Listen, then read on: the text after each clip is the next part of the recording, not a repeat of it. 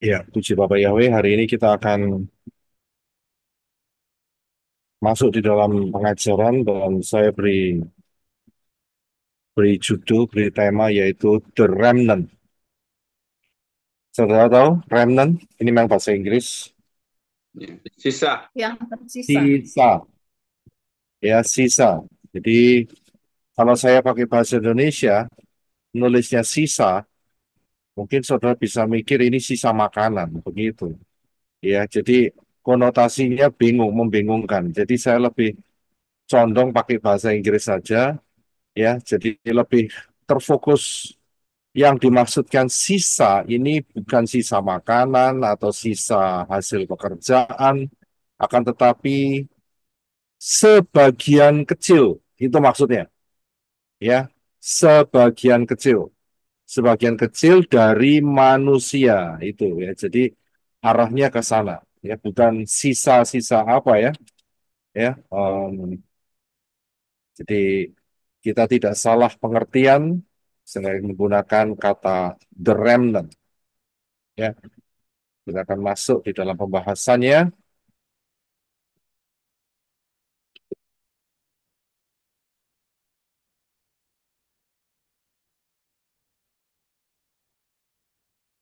Ya, untuk memahami daftar Elohim ini kita kembali ke akar pola Ibrani yang benar dengan sudut pandang yang benar pula, yaitu Yeshua HaMashiach, karena di dalamnya terdapat kekayaan yang sangat luar biasa. Kita pahami bahwa di tangan saudara dan saya ada Tanakh, yaitu istilah di luar sana adalah perjanjian lama dan perjanjian baru, di mana ada banyak ayat dan tersebar dari kejadian sampai wahyu, dan semua ayat-ayat itu mengungkapkan sejak penciptaan Syamayim sampai Yerusalem yang baru. Dan mintalah pimpinan Ruach Yahweh Elohim untuk dapat meletakkan ayat-ayat itu di dalam posisi yang tepat. Dan saudara akan melihat keindahan yang sangat luar biasa. Puji Bapak ya, kita akan masuk mengenai the remnant. Kita akan baca terlebih dahulu ayatnya, yaitu di dalam Roma 9 ayat 27. Silakan Brother Renam.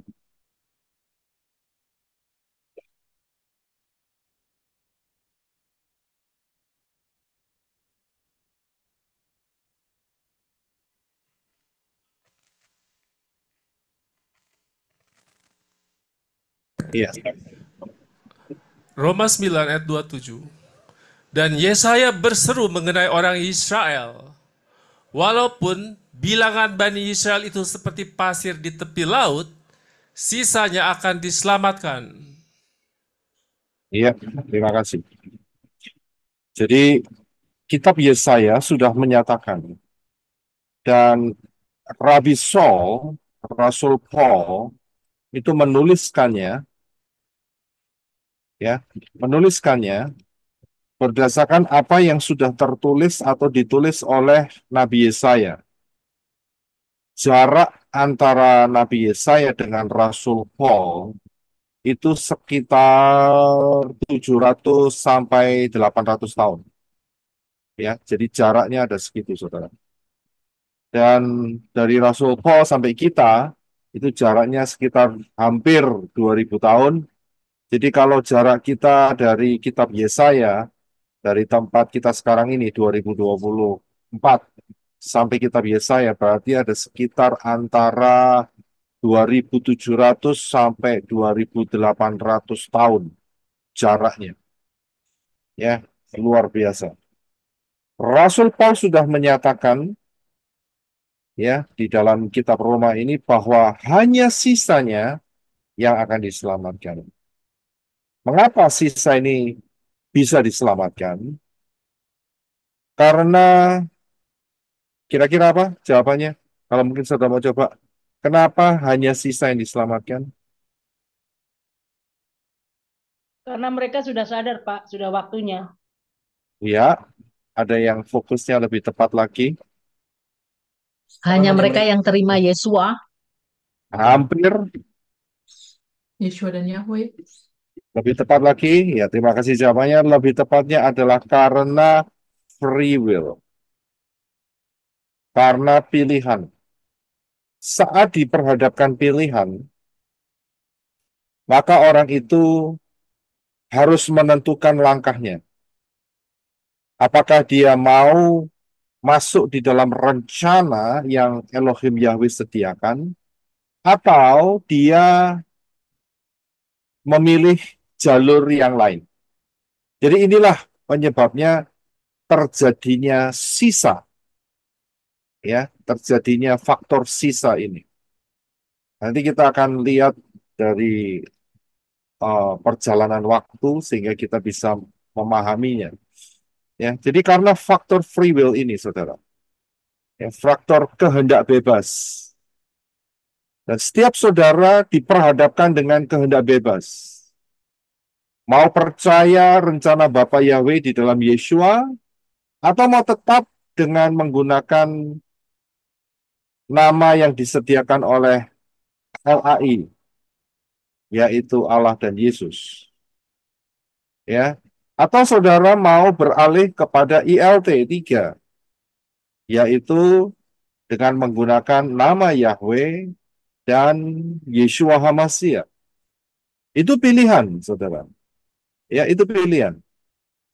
Jadi, bukan cuma hal itu saja.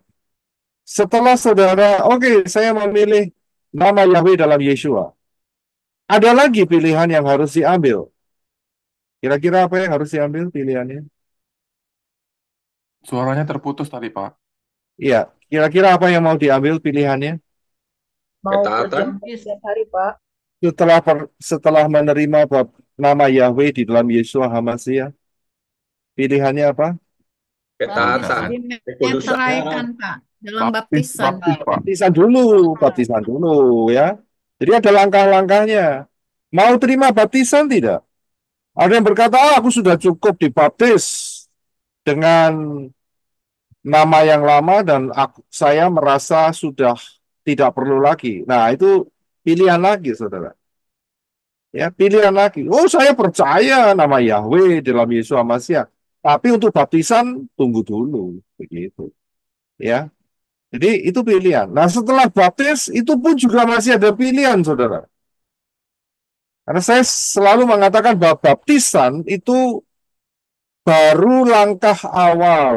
Nggak pernah saya ngomong baptisan itu selesai, saudara. Tidak. Ya, tidak. Karena itu baru langkah awal. Ya, baru langkah awal. Walaupun nama saudara tercatat di dalam kitab kehidupan, itu bukan berarti bahwa oh sudah aman untuk seterusnya. Tidak, saudara. Hati-hati. Itu nama yang ada di dalam kitab kehidupan bisa hilang tidak? Bisa dihapus tidak maksud saya? Bisa Bisa, terhapus. Pak. Ya, Bisa hilang, terhapus. Bisa, Pak, bisa. Kapan saatnya di mana nama itu tidak akan terhapus? Kapan saatnya? Taat dan setia. Kapan saatnya? Harpaso. Ya, Harpaso, kalau Pak. sudah mati atau harpaso, sudah tidak akan pernah berubah. Jadi kalau sudah mati atau harpaso, ya itu akan tetap kekal untuk selama-lamanya dan tidak mungkin sudah bisa berubah. Ya, Abraham pernah mengatakan, di antara kamu dan kami, ya, ada jurang yang tidak terseberangi. Itu peristiwa apa? Orang kaya dan Lazar. Iya, orang kaya dan Lazar. Dia berkata kepada orang kaya, di antara kamu, ya dengan saya dan Lazar, itu ada jurang yang tak terseberangi. Sehingga Abraham sendiri yang ngomong loh. Kamu tidak bisa lompat ke tempatnya kita, dan kita tidak bisa lompat ke tempat kamu. Ya, berarti dengan kata lain, kalau sudah satu manusia atau seseorang atau siapapun juga masuk di dalam tempat penyiksaan, jangan pernah ngimpi atau harap bahwa satu kali nanti akan pindah ke Syamayim. Nggak akan pernah itu terjadi. Ataupun sebaliknya, kalau sudah masuk Syamayim, kepingin bisa, bukan kepingin ya, wis pasti nggak mungkin kepingin, saudara. Ya, nggak mungkin bisa melompat ke alam maut. Sudah nggak bisa. Ya, nggak bisa. Lompat sana, lompat sini, itu ada batasannya. Itu alam spiritual loh, saudara. Dan itu nyata. Ya, nggak bisa lompat sendiri. Jadi kita harus paham. Ya. Nah, mumpung itu belum terjadi, maka sebelum masa kematian itu terjadi atau harpazo itu terjadi, saudara dan saya mesti milih. Mesti milih. Ya. Nggak ada ngomongnya, oh nanti saja saya milihnya, terlambat, saudara. Ya, nggak ada. Kitab suci mengatakan manusia mati sekali dan datanglah penghakiman. Ya, dan saat penghakiman itu datang, jangan macam-macam, saudara. Ya, itu sudah konstan. Ya, sudah konstan. Saudara dan saya, setiap manusia yang masih hidup, masih mendapatkan kesempatan yang berulang-ulang. Ya, ini anugerah, kesempatan yang berulang-ulang. Siapa yang mendapatkan kesempatan hanya satu kali? Siapa? Malaikat yang jatuh. Iya, malaikat, makhluk-makhluk Syamayim itu hanya dapat kesempatan satu kali. Mengapa? Alasannya mengapa? Lihat Yesua, Pak. Karena sudah Karena melihat apa sudah yang lihat Elohim. Jadi kalau sudah lihat Elohim dan dia memutuskan untuk tidak mau setia, selesai ceritanya. Selesai ceritanya. Kita bisa lihat. Untuk manusia, saudara dan saya, karena kita tidak melihat Elohim secara langsung, saat kita lahir, manusia lahir sampai mati ya, hanya seberapa gelintir saja yang melihat Elohim. Itu pun karena anugerah. Tapi untuk manusia masih diberi namanya kesempatan. Ya, nah itulah free will. Kita harus paham. Jadi free will inilah menentukan. Nah, Rasul Paul dalam Roma 9:27 mengatakan bahwa Yesaya berseru mengenai orang Israel. Ini diambil dari mana? Yaitu diambil dari kitab Yesaya Fatsal yang ke-10 ayat 20 sampai 23. Jadi inilah yang dikutip oleh Rasul Paul. Silakan Brother Enoch untuk bisa baca. Terima kasih. Yesaya 10 ayat 20. Dan akan terjadi pada hari itu, sisa Israel dan yang terluput dari keturunan Yakov tidak akan bersandar lagi pada yang memukulnya, namun akan bersandar kepada Yahweh yang Maha Kudus Israel. 21. Sisa itu akan kembali. Sisa Yakov akan bertobat kepada Elohim yang Maha Perkasa. 22. Sebab sekalipun umatmu Israel seperti pasir di laut, namun hanya sisanya lah yang akan kembali. Datangnya kebinasaan telah ditentukan, dan dari situ akan meluapkan kebenaran. 23. Sebab Yahweh Sebaot, Yahweh semesta alam, yang melaksanakan pembinasaan yang telah ditentukan di tengah-tengah seluruh negeri itu. Ya, terima kasih.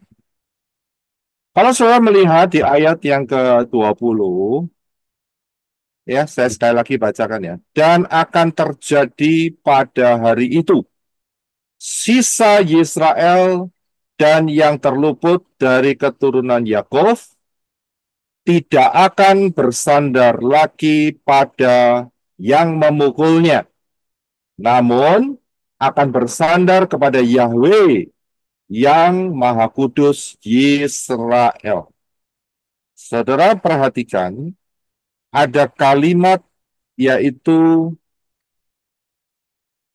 tidak akan bersandar lagi pada yang memukulnya. Ini bicara tentang apa? 6. Ada lagi yang mau mencoba?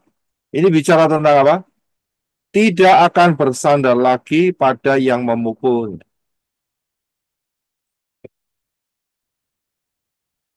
Kira-kira berbicara mengenai apa? Perang, Pak. Pengajaran. Ya. Bangsa Babel, bangsa Media Persia. Ya, jadi jawabannya yang betul adalah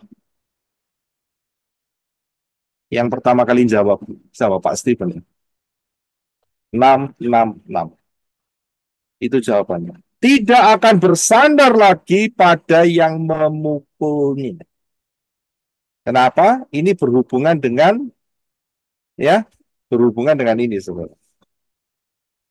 Ayat 22. Datangnya kebinasaan telah ditentukan dan ayat 23, pembinasaan yang telah ditentukan. Saudara bisa lihat? Ya, saudara bisa berlatih untuk melihat ayat-ayat kalimat yang tersembunyi. Ya, ini kayak kan seperti yang pernah saya ajarkan, yaitu apa itu namanya? Stereogram. Ini dia, saudara. Fungsinya dapat memahami stereogram. Sehingga saudara saat membaca, kita langsung bisa mengaktifkan dan langsung bisa diaktifkan dan teraktifkan. Oh, ini bicara mengenai apa? Begitu. Kalau cuma dibaca seperti ini, ya, apalagi bacanya nggak ada intonasinya, cepat aja yang baca. Dan akan terjadi pada hari itu sisa Israel yang terluput dari keturunan Yakub tidak akan bersandar lagi pada memukulnya, namun akan bersandar pada Yahweh yang Maha Kudus, dan terusnya. Ya, kalau sudah membaca seperti itu, pasti kelewatan. Kenapa? Ya, bacanya cepat-cepat karena mungkin di depan, waduh, saya sudah terlambat atau saya banyak urusan. Wis pokoknya baca dulu, sudah pasti nggak dapat apa-apa. Tapi kalau saudara bacanya pelan-pelan, ya, minta pimpinan Ruah Yahweh Elohim, dikasih intonasi untuk baca kepada diri saudara sendiri, ya, ini akan terbuka dan akan terjadi pada hari itu. Sisa Israel yang terluput dari keturunan Yakub tidak akan bersandar lagi pada yang memukulnya. Ah, ini kita mulai memikir, ini siapa yang memukulnya? Begitu, saudara. Ya, jadi bicara mengenai 666. Saudara bisa merasakan bedanya? Baca cepat, intonasinya datar semua, atau dengan membaca dengan ketelitian. Saudara akan biasakan seperti itu. Dan saudara akan merasakan bedanya saat saudara membaca Dafar Elohim. Biasakan seperti itu. Ya, itu sebenarnya salah satu kunci untuk bisa menikmati Dafar Elohim, dan saudara akan semakin jatuh cinta dengan Dafar Elohim. Wow, luar biasa. Hal-hal yang tersembunyi akan berbicara dan terbuka di hadapan saudara. Ini karya Ruah Yahweh Elohim yang luar biasa.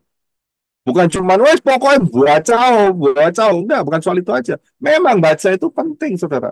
Tapi baca enggak memahami, ya buat apa, begitu loh. Kita bisa lihat, harus punya level pemahaman apa yang saudara baca. Ya, bukan cuma hanya baca saja. Baca memang penting, masukkan ya memang penting. Tapi pemahaman ya juga penting, saudara. Ya juga penting. Jadi kita bisa paham dari dari 4 ayat ini kita sudah bisa melihat ada 3 kode 666. Betul kan? Tidak bersandar lagi pada yang memukulnya. Kemudian 22, datangnya kebinasaan telah ditentukan. Dan pembinasaan, ayat 23, pembinasaan yang telah ditentukan. Diulangin lagi. Dan saya lihat, Yesaya ini, seperti di atas tadi saya katakan, dari Yesaya sampai hari ini, itu sekitar 2.700 sampai 2.800 tahun jaraknya. Belum terjadi loh, zaman kita sekarang masih belum terjadi 666. Memang kita sudah merasakan, apa itu namanya, sepak terjangnya. Tapi kan belum terjadi loh. Memang kita nggak direncanakan untuk masuk, saudara. Tapi Yesaya sudah diberi inspirasi oleh Ruah Yahweh Elohim, bakal ada terjadi peristiwa itu dan jaraknya 2.700 sampai 2.800 tahun kemudian dari standpoint atau titik Yesaya. Sudah bisa lihat? Luar biasa. Jadi hanya sisanya yang akan kembali. Hanya sisanya yang akan kembali. Hanya sisanya saja yang akan diselamatkan. Berbicara mengenai sisa, ternyata kalau kita lihat dari sejak kejadian sampai Wahyu, itu bukan hal yang baru. Bukan hal yang baru. Ya. Peristiwa Noah yang diselamatkan hanya 8. Versus berapa jiwa saat itu? Wah, miliar, saudara. Ya, banyak manusia saat itu. Banyak sekali. Tapi yang diselamatkan berapa? Hanya 8 jiwa. Sebelum peristiwa hukuman terjadi, orang-orangnya Elohim Yahweh sudah dipanggil ke Syamayim terlebih dahulu. Yaitu nama-nama yang tertulis dari silsilah Set sampai Lamek. Ya, sudah dipanggil terlebih dahulu. Tidak mengalami air bah. Ya, untuk kepastiannya apakah mereka masuk Syamayim, kita bisa tahu caranya bagaimana? Bagaimana caranya bisa tahu mereka-mereka ini keturunan Set sampai Lamek? Waktu Yesua bangkit, Pak. Dari mana kita bisa tahu, saudara dan saya? Bagaimana kita? Pada saat harpaso. Iya, nanti kalau kita sudah nanti Syamayim, kita lihat filenya siapa saja yang diselamatkan. Ya, untuk sekarang nggak bisa. Kita hanya mengira saja bahwa mereka ini adalah golongan yang diselamatkan. Begitu saja, hanya mengira. Tapi untuk kepastiannya, nah kita nanti buka database-nya di Syamayim. Ya, di sana nanti ada perpustakaan untuk mencatat semua peristiwa yang pernah terjadi. Nah, kita bisa lihat di sana. Oh, ternyata yang diselamatkan yang sudah pasti Henok. Yang sudah pasti.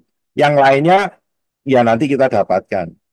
Ya, karena memang ada eh, catatan yang menyatakan Lamek itu tidak sepenuhnya berpaut kepada Yahweh. Nah, itu nanti kita ketemukan di atas sana. Ya, kalau mungkin saudara bertanya, loh kalau nggak ketemu bagaimana database-nya? Kira-kira jawabannya apa? Pasti ketemu, Pak.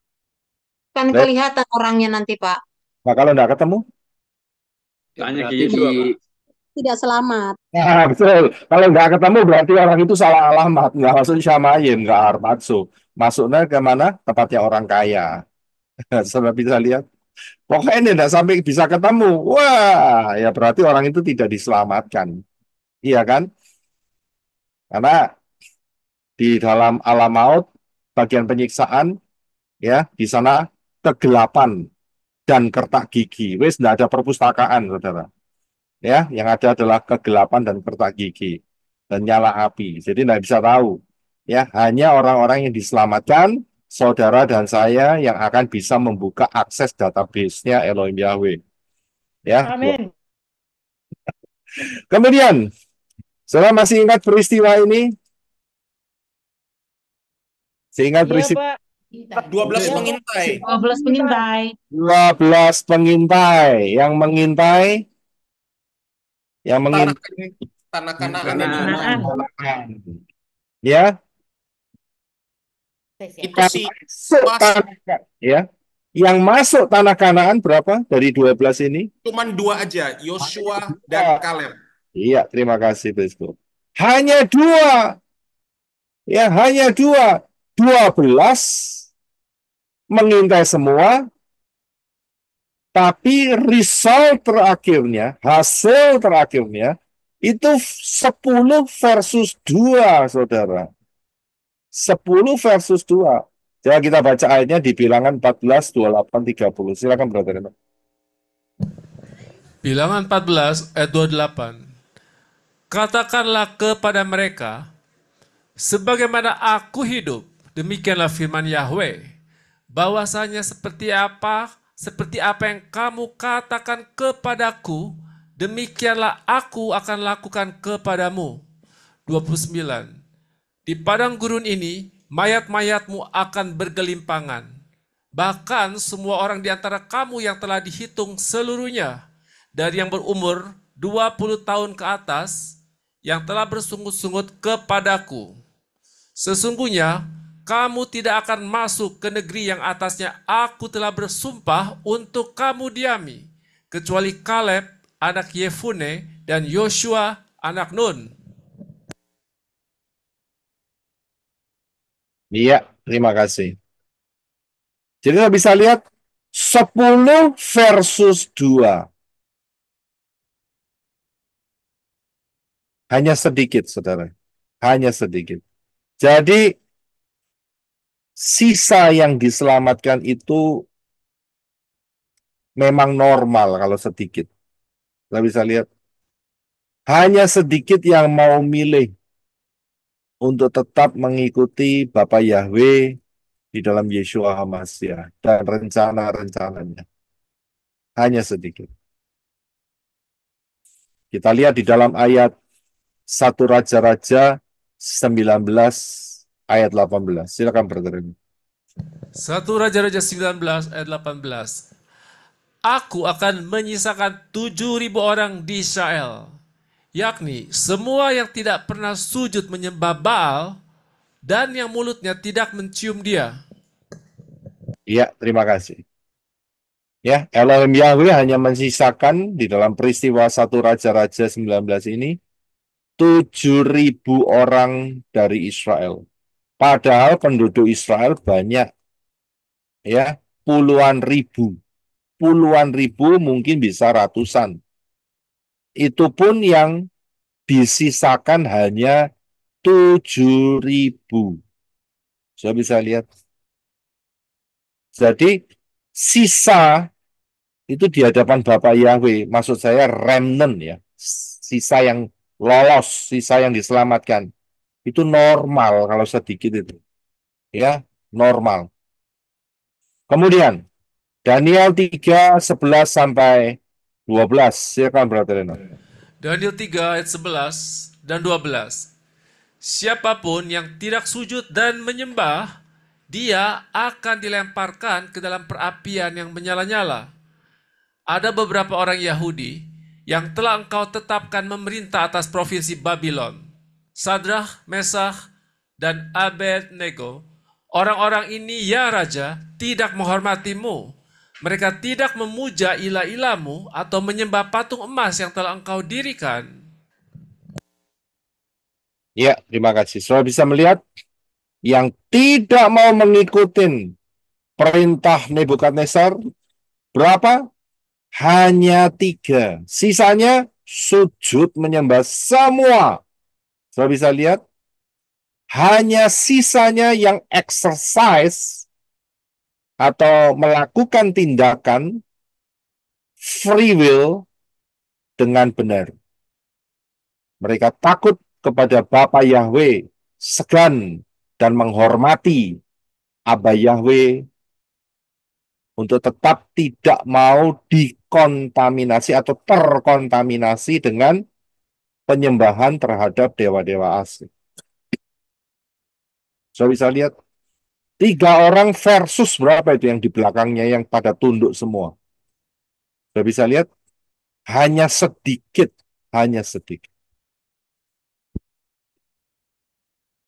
Saya yakin saudara sudah paham soal 144.000. Wahyu 7 ayat 4. Silakan Brother Enoch.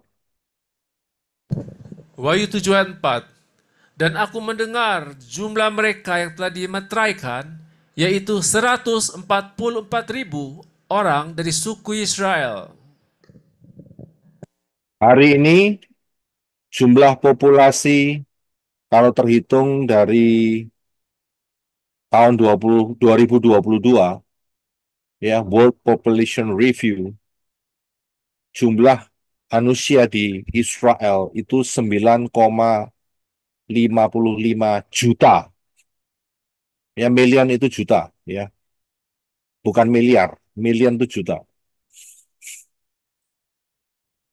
Tapi kita bisa lihat dalam kitab Wahyu hanya tertulis yang dimeteraikan itu hanya 144.000 saja. Dan sisanya kemana?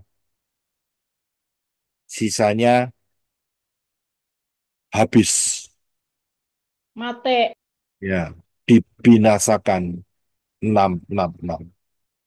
Saya bisa lihat bagaimana penurunannya yang sangat signifikan. Dari 9,5 juta jadi hanya 144.000. Saya sudah berikan pengajaran mengenai 144.000. Saudara yang kepingin tahu, silahkan pergi ke pengajaran yang sudah saya ajarkan. Tahun lalu, saudara, saya ajarkan. Tahun 2023, September 23 lagi. 23. Ya, jadi hanya sedikit yang diselamatkan. Dan di dalam Yesaya 27 ayat 6, coba saudara Enoch bisa baca terlebih dahulu. Yesaya 26. Dia, Yahweh, yang akan membuat mereka datang berakar, Yakub akan berkembang, dan Israel akan bertunas. Ya, terima kasih. Ayat ini berbicara mengenai jumlah yang sedikit dari Israel yang diselamatkan dan kemudian akan mempopulasi kembali kerajaan Israel damai 1000 tahun. Dari 144.000 ini mereka akan kemudian mempopulasi kembali.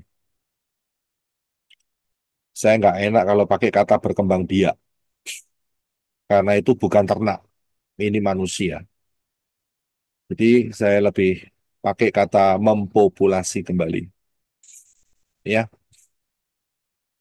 Ayat ini sudah memberikan clue-nya, yaitu mereka akan datang berakar dan kemudian akan berkembang.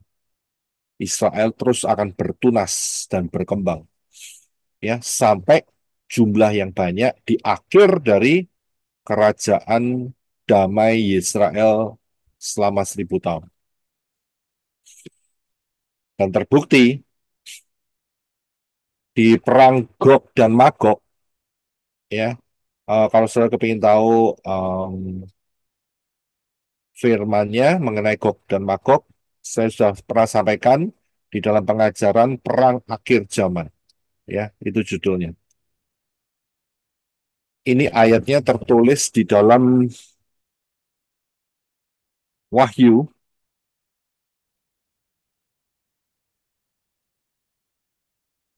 Wahyu 20 ayat 7 sampai 9. Silakan Brother. Wahyu 20 ayat 7. Dan setelah genap masa 1000 tahun, setan akan dibebaskan dari penjaranya. 8. Ia akan keluar untuk menyesatkan bangsa-bangsa dari keempat penjuru dunia, yang jumlahnya seperti pasir di laut, untuk dikumpulkan ke dalam peperangan Gog dan Magog. 9.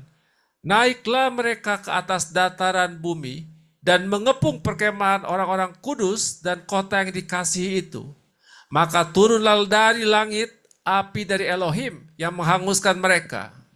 Iya. Saya bisa lihat? Ya, terima kasih. Mengepung perkemahan orang-orang kudus. Yang mengepung itu akan jumlahnya lebih banyak daripada yang dikepung. Saya bisa lihat. Jadi di akhir kerajaan 1000 tahun, ternyata banyak manusia, ya, dan dikatakan bahwa jumlahnya seperti pasir di laut.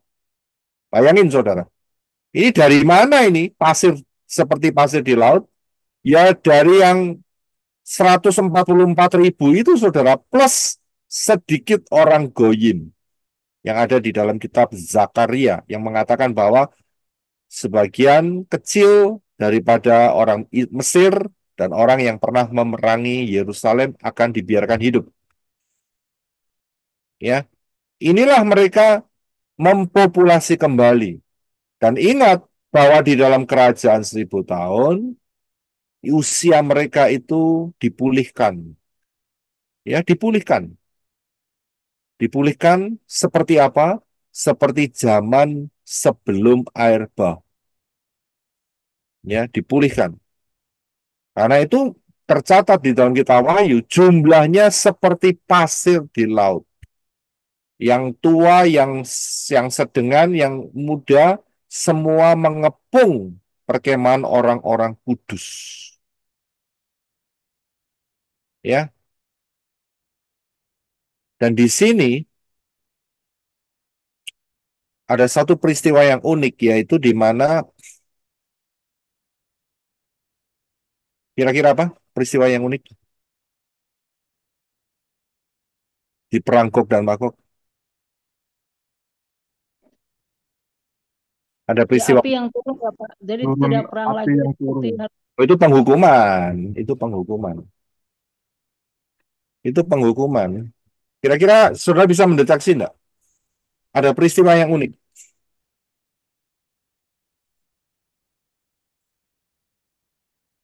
Kira-kira apa? Mengepung, Pak, mengepung perkemahan. Memang, Turun api dari langit. kenapa? Turunnya api dari langit, Pak. Loh iya, itu peristiwa penghukumannya. Tapi ada satu peristiwa yang unik. Kalau saudara pikirkan baik-baik. Pulau semua menjadi satu ya, Pak? Nah, itu resultnya karena hasil dari keluarnya manusia-manusia dari masa 666. Jadi menjadi satu kesatuan. Pulau-pulau bergeser. Satan dibebaskan ya, Pak? Memang sudah dibuatkan. Bukan itu. Ada satu peristiwa yang unik. Ini barusan muncul loh dalam pikiran saya. Makanya saya langsung kasih tahu sama saudara, mumpung kita bahas soal ini. Senjata yang mereka pakai, Pak? Bukan? Kenapa, Pak Steven? Nggak jelas, Pak Steven. Senjata yang mereka pakai? Bukan. Senjata yang mereka pakai, nggak juga. Bukan itu. Kira-kira ada satu peristiwa unik. Naiklah mereka ke atas bumi. Naik atas bumi itu hanya penjelasan bagaimana cara mereka mengepung perkemahan. Ya, bukan berarti mereka nggak di bumi, ada di lautan, kemudian itu kayak kodok gitu, kayak buaya, bukan. Ya kan, terus kumpul di bumi. Tidak seperti itu. Bukan. Ada satu peristiwa unik. Coba saya pikirkan. Ini saya aja baru Pak, dapat. saya Ya, coba lagi, Pak. silakan. Satan mengumpulkan pengikut-pengikutnya itu, Pak. Betul. Tapi memang iya begitu karena ditulis seperti itu, bukan itu. Bukan itu. Memang betul setan mengumpulkan orang-orangnya karena setan dilepas untuk seketika waktu lamanya. Ada satu peristiwa unik. Dalam keadaan yang priwilatnya kehidup damai, tapi ada orang juga tetap mempertahankan kekudusan. Oh iya, pasti. Ya. Jadi dalam kerajaan 1000 tahun itu di akhirnya itu ada orang-orang yang memang sungguh-sungguh mendedikasikan hidupnya kepada Bapa Yahweh dalam Yeshua. Itu sudah pasti. Dan itulah yang dikepung. Tapi ada satu peristiwa unik. Pemimpinnya, Pak. Pemimpinnya. Karena kerajaan 1000 tahun itu kan Yesua jadi raja. Sedangkan orang-orang lain, para goyim itu kan tidak ada pemimpin. Nah, pada waktu Gog Magog itu kan tiba-tiba siapa memimpin mereka untuk menyerang perkemahan orang kudus? Yang memimpin mereka setan. Karena tertulis dalam kitab Wahyu bahwa setan bergerak menguasai dan memanipulasi mereka untuk menyerang orang-orang kudus. Untuk mengepung maksud saya. Iya, setan itu kan dalam bentuk roh. Nah, kan mereka manusia ini kan dalam bentuk daging. Nah, kan mereka sebut pemimpin yang menggerakkan mereka. Ya memang di situ karena sudah dinubuatkan bahwa setan akan dilepas untuk seketika waktu lamanya. Ada satu peristiwa unik, yaitu di manakah manusia-manusia yang sebelumnya telah di-rapture, saudara dan saya. Saudara bisa lihat, yang turun bersama Yeshua HaMashiach sebelum kerajaan 1000 tahun itu dimulai. Saat peristiwa Harmagedon, saudara dan saya kan turun kan? Dan Ya. pada saat perang Gog dan Magog, ternyata tidak ada perlawanan. Padahal pada saat perang Harmagedon, itu kita diajak turun dengan kuda bersama Yeshua HaMashiach. Tapi dalam perang Gog dan Magog,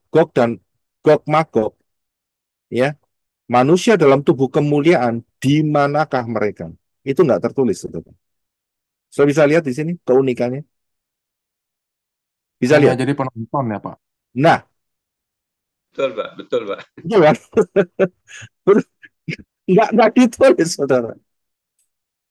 Jadi di titik itu, saudara dan saya diinstruksikan untuk tidak mengadakan penyerangan. Betul kan? Supaya apa? Supaya mereka diberi kebebasan dan kemudian hukuman Elohim Yahweh turun, yaitu dengan api dari langit. Lah kalau enggak kan terjadi perang di situ. Kalau yang terjadi perang, coba saudara pikirkan. Manusia dengan tubuh kemuliaan, perang dengan manusia dengan tubuh jasmani, siapa yang menang? Ya, tubuh kemuliaan yang menang, Pak. Tubuh kemuliaan yang menang dong. Tidak sebanding, Pak. Saya sudah ngomong kok. Saya udah ngomong kok.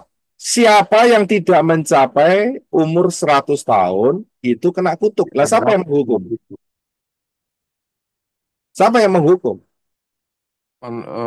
Manusia Kita tubuh kemuliaan yang tubuh kepoin kemuliaan, mereka. Pak. Manusia dengan tubuh kemuliaan. Lah ini kok di dalam perang ini kok nggak ada. Di mana? Di mana? Pertanyaan kan di situ. Ini sudah dikepung loh. Perkemahan orang kudus. Di mana saudara dan saya itu di mana? Sudah di Yerusalem baru, Pak.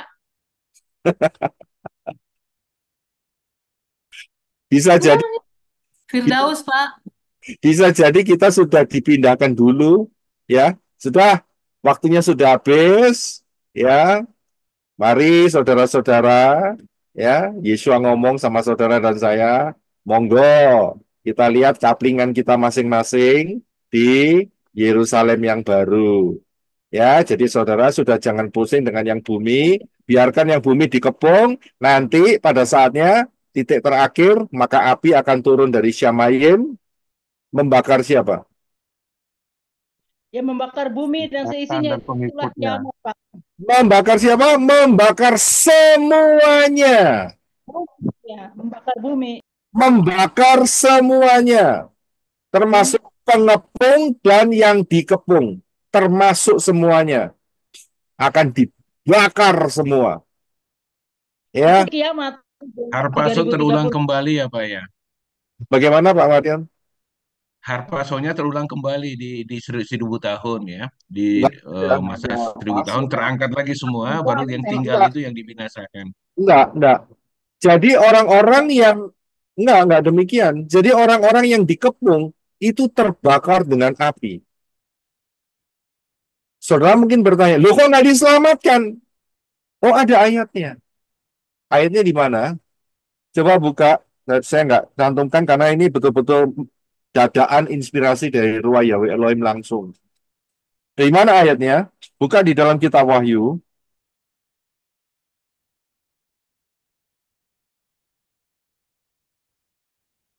Wahyu pasal yang ke-20.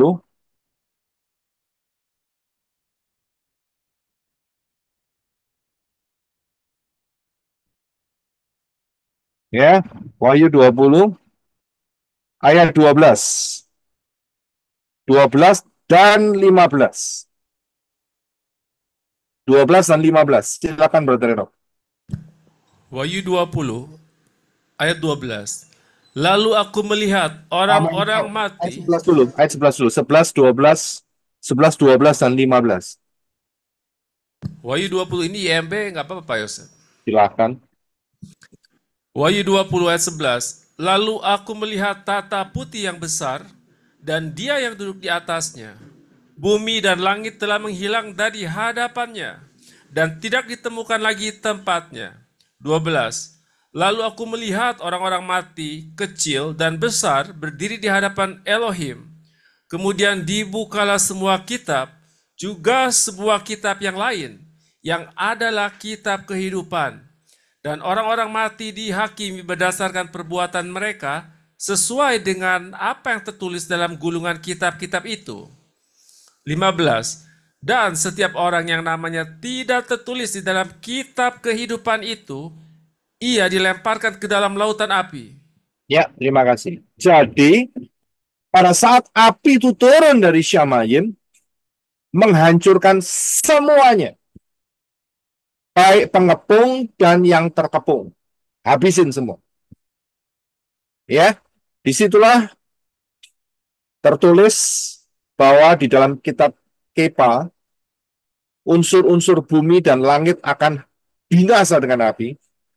Dan itu juga sudah tertulis di dalam satu kata. Di kata apa? Bahwa bumi akan dihancurkan dengan api, tertulis dalam satu kata. Kata apa? Beresit. Kiamat, Pak. Terima kasih, Pak Mahlon. Bereshit. Bereshit. Kalau saudara perhatikan pengajaran saya mengenai Bereshit, nubuatan yang super dahsyat, saya jelaskan di sana. Ada ash, itu artinya api. Ya, disitulah bumi dibinasakan, langit dan bumi dibinasakan. Loh, kalau dibinasakan, bagaimana dengan orang-orang yang sudah dikepung? Tertulis, barusan kita baca, ada pengadilan tahta putih dan mengadilin besar, kecil, diadilin semua. Diadilin semua. Jadi, semuanya diadili, baik yang pengepung dan yang terkepung. Orang-orang kudus. Dan apa yang terjadi? Bagian yang tidak tertulis namanya dalam kitab kehidupan akan langsung dikirim ke lautan api. Sudah bisa lihat? Itu yang tidak tertulis. Bagaimana dengan yang tertulis? Bagaimana yang tertulis? Selamat. Pindahkan ke bumi Tentu baru, Pak. dihakimi, Pak. Baru. Ya. Paling baru nih. Jadi yang tertulis dalam kitab kehidupan, mereka akan ditransfer kemana? Yerusalem baru atau bumi yang baru? Yerusalem Bumi yang yang baru. baru. Ya, Bumi yang baru, Pak. Bumi yang baru. Bumi baru, Pak. Bumi baru. Baru. baru. Bumi baru, Yerusalem baru itu tuh pengantin. Saudara kan sudah saya jelaskan. Untuk pengantin. Mereka bukan pengantin Yeshua HaMashiach. Siapa pengantin Yeshua HaMashiach? Saudara dan saya. Saya, Pak. Amin. Saudara bisa lihat? Saudara dan saya pengantin Yeshua HaMashiach. Mereka tidak. Saya bisa lihat, mereka menempati bumi yang baru. Jadi di detik-detik terakhir kerajaan 1000 tahun, ternyata Bapak Yahweh sudah memindahkan saudara dan saya, termasuk kehadiran Yeshua HaMashiach di dalam kerajaan 1000 tahun itu dia sudah mundur.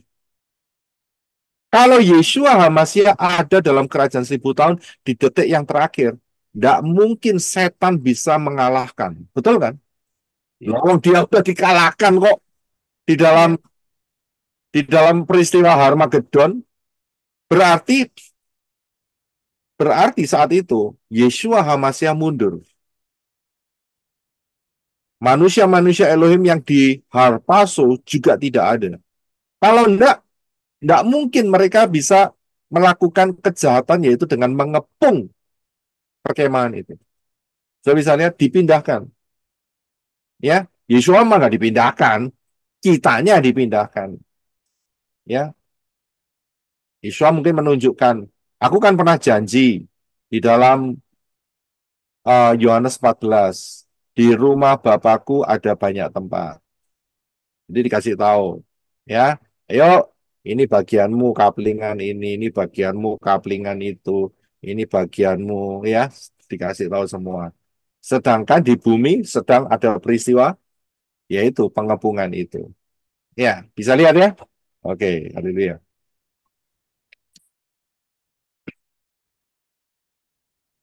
Sekarang, di dalam Yohanes 14 ayat 1 sampai 4. Jadi sudah saya singgung sedikit.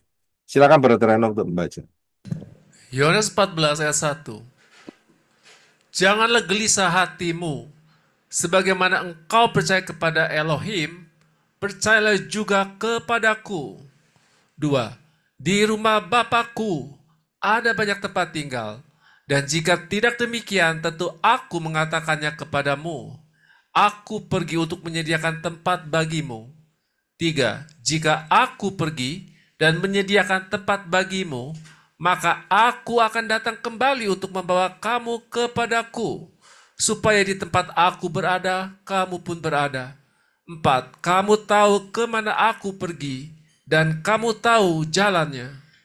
Ya, makasih. Soal lihat ayat ini, Yesua berbicara kepada siapa? Murid-muridnya. Ya, betul. Terima kasih. Hanya kepada murid-muridnya. Hanya yang kumpul di ruangan itu saat pesta, memang lebih dari 12 orang. Tapi hilang satu. Tapi di sekitar Yesus saat itu ada Miriam, ibunya. Kemudian Miriam Magdalena ada. Dan beberapa lagi. Mengikutnya yang kecil. Versus, tahu versus ya. Melawan siapa? Melawan banyak orang.